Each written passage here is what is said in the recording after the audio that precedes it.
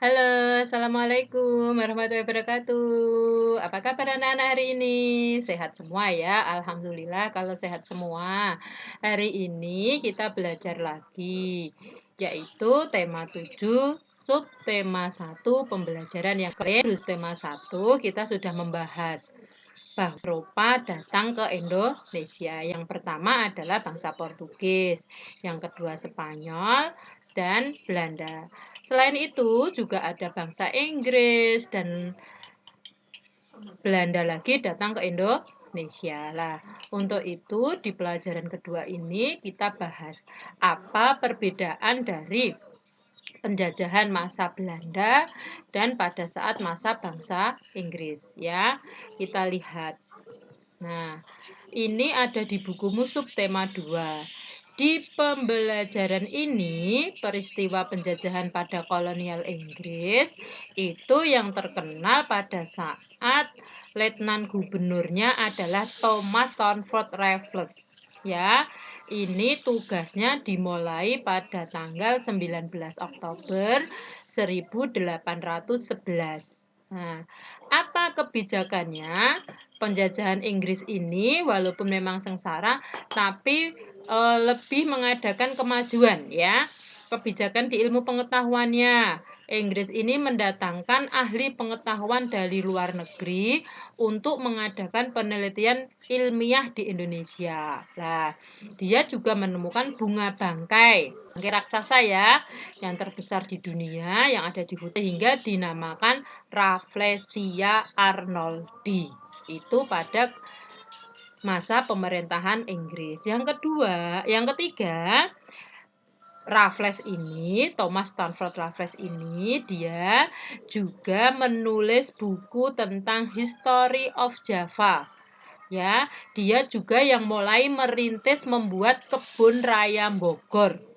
Yang kebun raya yang banyak mengoleksi berbagai jenis tanaman itu. Itu dimulai dari penjajahan Inggris, yaitu pada letnan gubernurnya adalah Thomas Stamford Raffles atau terkenal dengan Raffles ya. Tadi kebijakannya ada 3 ya. Yang pertama, mendatangkan ilmu pengetahuan dari luar ke Indonesia. Yang nomor 2, menemukan bunga Rafflesia arnoldi. Yang ketiga, membuat buku History of Java dan merintis pembangunan kebun raya Bogor. Itu di ilmu pengetahuan. Bagaimana di bidang ekonomi?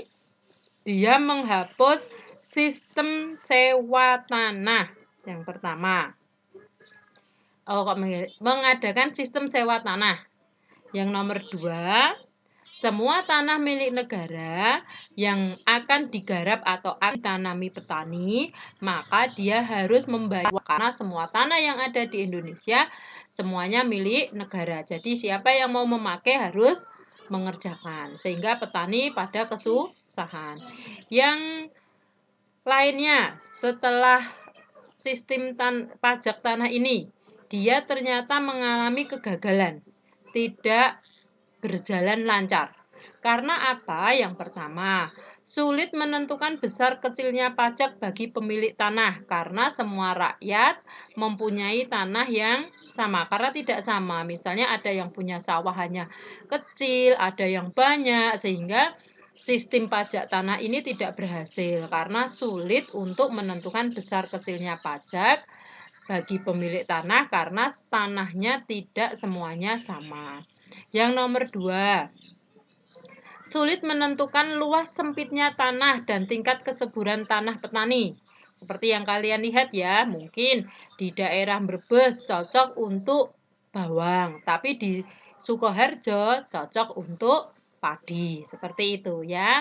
Yang nomor 3, keterbatasan pegawai-pegawai Raffles. Yang keempat, masyarakat belum mengenal sistem uang. Jadi masih pakai barter, uangnya belum mengenal. Jadi itulah kegagalannya. Yang pertama, sulit menentukan besarnya pajak. Yang nomornya tingkat kesuburan tanah. Yang ketiga, keterbatasan pegawai. Dan yang keempat, masyarakat belum mengenal sistem uang. Nah, maka dari itu sistem pajak tanah gagal. Tapi juga Raffles mengadakan kebijakan Apa? Yang pertama, Pulau Jawa dibagi menjadi 16 karisidenan, termasuk Jogja dan Surakarta. Ya, dulu kan waktu itu masih zaman kerajaan. Jadi Jogja berdiri sendiri, Surakarta berdiri sendiri. Tapi dengan datangnya Raffles, maka itu dinamakan Pulau Jawa semuanya dan dibagi menjadi 16 karisidenan. Yang nomor 2, setiap karisidenan mempunyai badan pengadilan. Yang nomor 3, melarang perdagangan budak. Jadi tidak boleh ada yang menjadi budak. Itu adalah masa peristiwa yang sangat penting, bahkan yang diingat saat penjajahan bangsa Inggris di Indonesia adalah pada saat gubernurnya adalah Thomas Stamford Raffles atau terkenal dengan Raffles yang dikenal dengan sistem pajak tanah. Tapi bagaimana yang dengan Belanda? Nah, ini perbedaannya. Kalau Raffles mendatangkan ilmu pengetahuan ke Indonesia, kalau Belanda tidak. Belanda ini sangat kejam penjajahannya ya. Dia menjajah Indonesia 3,5 abad, yaitu 350 tahun. Dimulai dari tahun 1595. Nah, pada masa penjajahan Belanda ini, pada saat pemimpin Cornelis de Houtman yang memimpin di Indonesia itu adalah Cornelis de Houtman penjajahannya ini mendarat di Banten pada tahun 1596. Nah, ini dia memiliki kapal sendiri. Pedagang Belanda pertama itu baik, tapi setelah dia diterima dengan baik, ternyata dia membentuk VOC. Nah, membentuk VOC ini pada tanggal 20 Maret 1602. Tujuannya apa? Cornelis de Houtman ini membuat VOC. Yang pertama, menguasai pelabuhan-pelabuhan di Indonesia. Yang nomor 2, menguasai kerajaan di Indonesia. Karena saat Indonesia.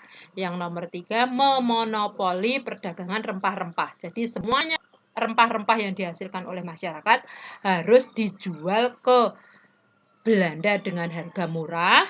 Nanti Belanda menjual lagi dengan bangsa asing harga yang lebih mahal sehingga kita lebih menderita saat penjajahan Belanda. Nah, pengalihan kekuasaan VOC kepada kerajaan Belanda ini mengakibatkan rakyat Indonesia sangat sengsara.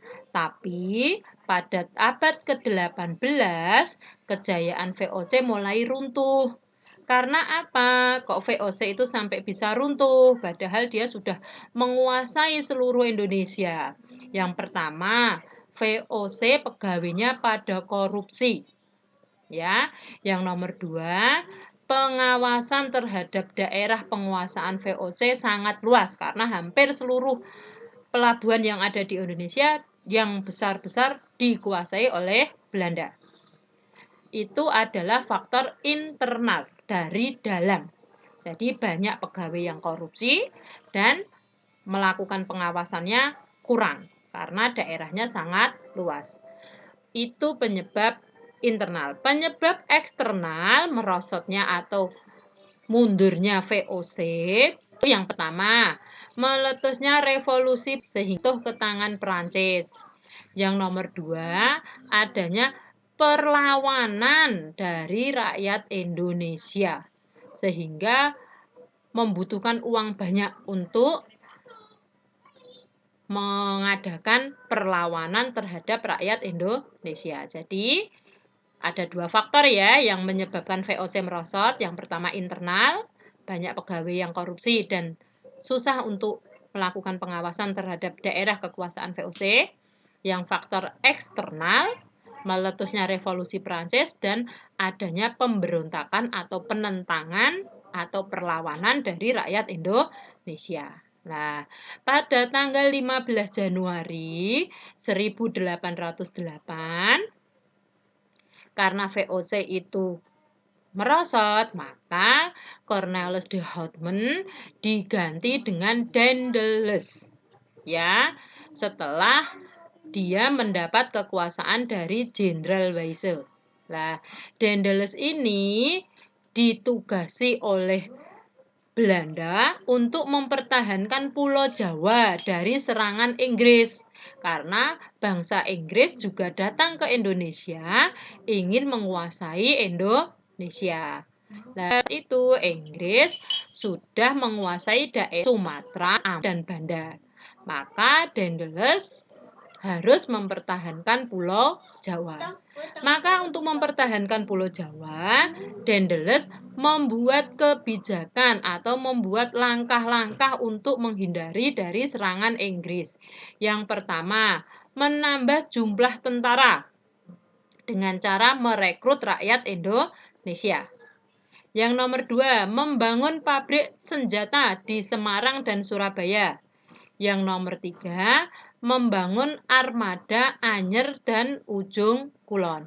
Serta yang paling sekarang ini kita masih bisa menikmati adalah Jalan Daendels. Ya, kenapa terkenal dengan membuat Jalan Daendels? Karena dia agar tidak terserang oleh Inggris, dia membangun jalan dari Anyer sampai Panarukan, dari Jakarta sampai dengan Jawa Timur. Panjangnya 1.100 km. Lah, ini penderitaan rakyat Indonesia sangat menderita.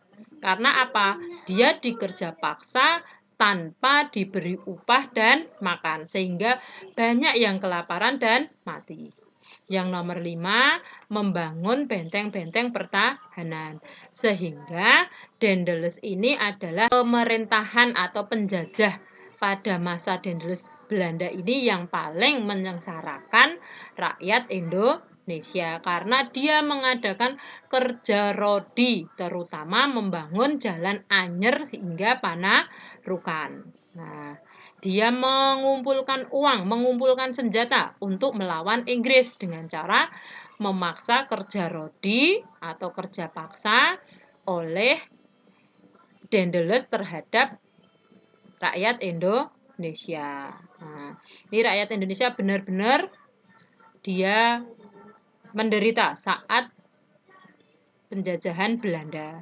3,5 abad ya anak-anak ya, Belanda menjajah kita ya, 350 tahun. Bayangkan saja, pasti sangat menderita. Kita lanjutkan. Apa sih perbedaannya penjelajahan kolonial Belanda dan Inggris? Kalau tokoh yang terkenal di Inggris tadi adalah Raffles, ya. Sedangkan Belanda yang terkenal adalah Cornelis de Houtman yang membuat VOC tadi, Daendels, Jensen, dan Van de Bos. Kalau Daendels yang membuat jalan Daendels tadi ya, dari Anyer sampai Panarukan. Terus kita mulai dari kapan menjadi. Kalau Inggris itu mulai tahun 6 tahun lah. Dari 1811 sampai 1818. Jadi tidak terlalu lama. Berbeda dengan Belanda. Sampai kita merdeka tetap masih dijajah, yaitu mulai dari 1602 sampai 1945. Jadi kalau dihitung ada 350 tahun atau 3,5 abad. Daerah kekuasaannya, kalau Inggris tadi hanya menguasai Sumatera, Ambon, dan Banda. Kalau Belanda, hampir seluruh Indonesia dikuasai oleh Belanda. Kebijakan yang diambil, kalau Inggris tadi sistem sewa tanah. Terus Pulau Jawa dibagi menjadi 16 karisidenan dan kerja rodi. Sama, kerja yang tidak dibayar upah, kerja paksa. Ya, kalau Belanda harus menyerahkan hasil pribumi. Jadi kita menanam apa saja, terutama rempah-rempah, harus diserahkan ke Belanda. Ada tanam paksa, ada kerja rodi, terus ada undang-undang agraria. Nah, itu adalah kebijakan Belanda. Bagaimana keadaan rakyat menderita? Karena kita kerja merasakan hasilnya. Sehingga pada saat penjajahan ini rakyat Indonesia semakin menderita, semakin banyak yang kelaparan ya. Kenapa Bu kita tidak menang saat itu? Karena saat zaman kerajaan kita berjuangnya tidak serentak, tidak bersatu, tapi yang diserang misalnya Pulau Jawa, yang melawan hanya Pulau Jawa. Belum ada persatuan dan kesatuan. Tapi setelah ada Sumpah Pemuda, maka kita sudah bersatu ya. Jadi mudeng ya kenapa ini kita tidak langsung menang. Terus selain itu juga kita kalah dengan persenjataan karena bangsa asing sudah modern, senjatanya kita belum, ya. Itu adalah kenapa kita gagal untuk mengusir penjajah pada awal-awal. Kita lanjutkan.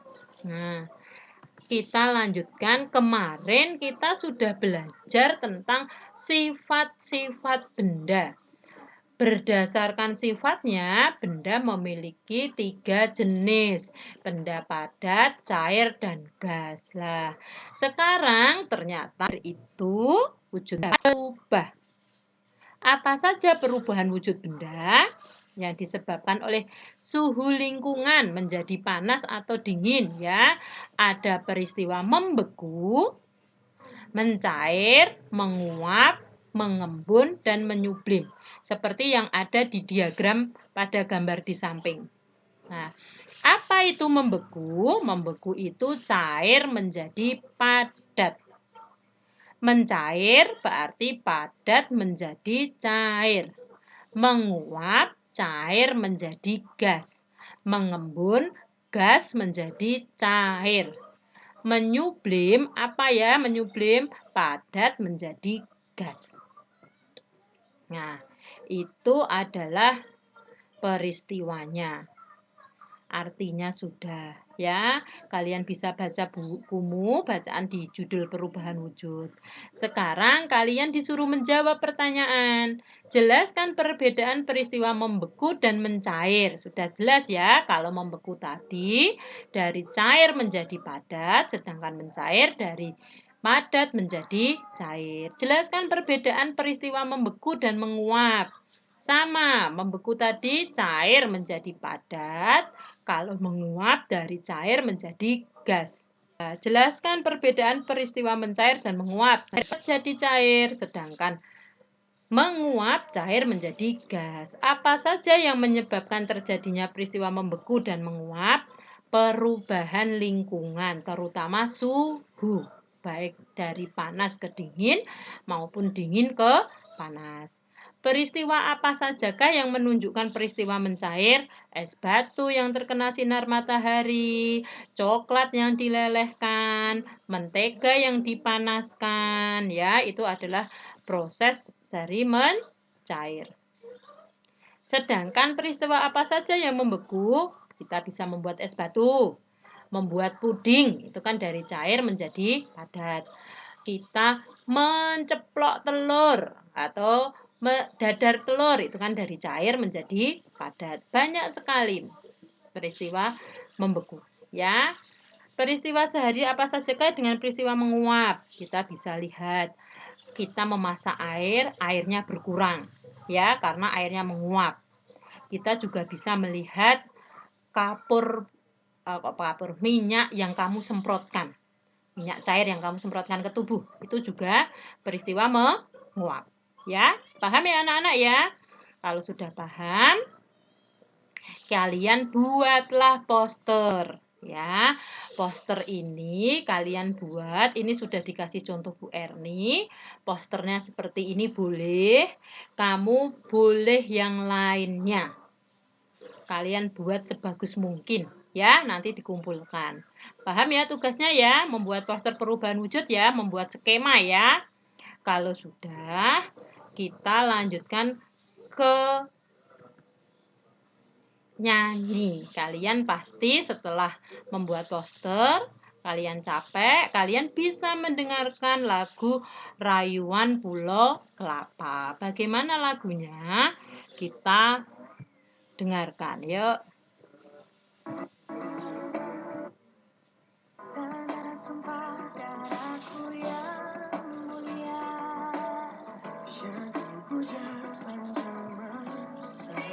Diulangi Bu Erni ya.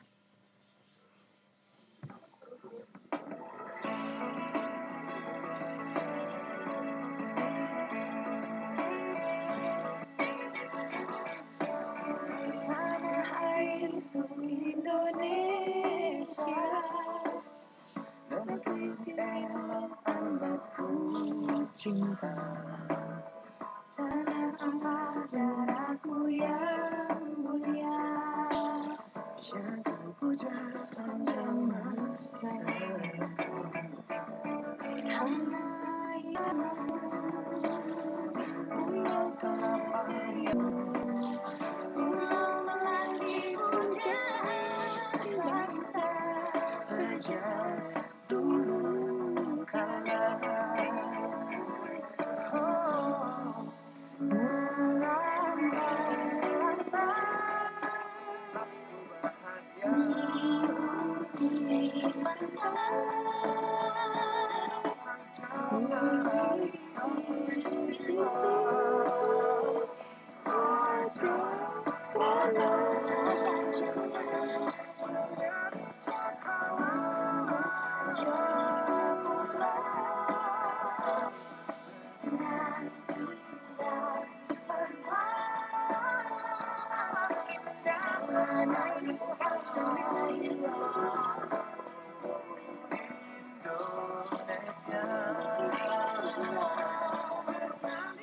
Nah, itu adalah lagu Rayuan Pulau Kelapa.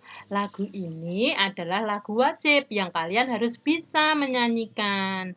Karena apa? Lagu Rayuan Kelapa ini menanamkan rasa cinta tanah air terhadap diri kita, menghargai dan membakar semangat selalu menyala. Ciri-ciri lagu wajib bagaimana? Yaitu yang pertama, tujuannya menanamkan sikap cinta tanah air atau nasionalisme, ya, bersifat kepahlawanan serta rela berkorban demi bangsa dan negara. Selain itu, ciri yang nomor 2 adalah menggunakan irama yang penuh semangat, ya, dan lagu wajib diajarkan, dipelajari, dan dihayati sesuai dengan maksud dan tujuan yang terkandung di dalam lagu tersebut. Banyak sekali ya lagu-lagu wajib, tidak hanya Rayuan Pulau Kelapa, ada Maju Tak Gentar, Indonesia Raya, ya. Kalau sudah, kita cari yuk apa makna dari lagu Rayuan Pulau Kelapa atau apa isinya? Isinya adalah tentang negara Indonesia yang elok dan dicintai oleh rakyatnya dan mengharapkan bahwa negara Indonesia ada menjadi negeri tumpah darah yang akan dipuja sepanjang masa. Sehingga Indonesia harus kita jaga agar negerinya aman, makmur. Ya, apalagi Indonesia dikenal dengan negara ya, yang aman yang bisa tumbuh di Indonesia. Itulah makna dari lagu Pulau Rayuan Kelapa. Paham ya anak-anak ya? Kalau paham, penjelasannya Bu Erni sampai di sini dulu. Sekarang kita ganti ke tugasmu. Tugasmu hari ini yang pertama membuat poster buku paket tadi di halaman 26. Poster perubahan wujud benda. Buatlah yang sebaik mungkin ya, diwarnai yang bagus. Yang nomor 2, tugasmu mengerjakan buku MBP tema 7, subtema 1, Bahasa Indonesia, level 1, halaman 14 sampai 18, yang A dan B. Paham ya anak-anak ya? Kalau sudah paham, selamat belajar, selamat mengerjakan tugas, jaga kesehatan. Jangan lupa sholat dan ngajinya, serta patuhi perintah orang tuamu. Sampai jumpa lagi. Wassalamualaikum warahmatullahi wabarakatuh.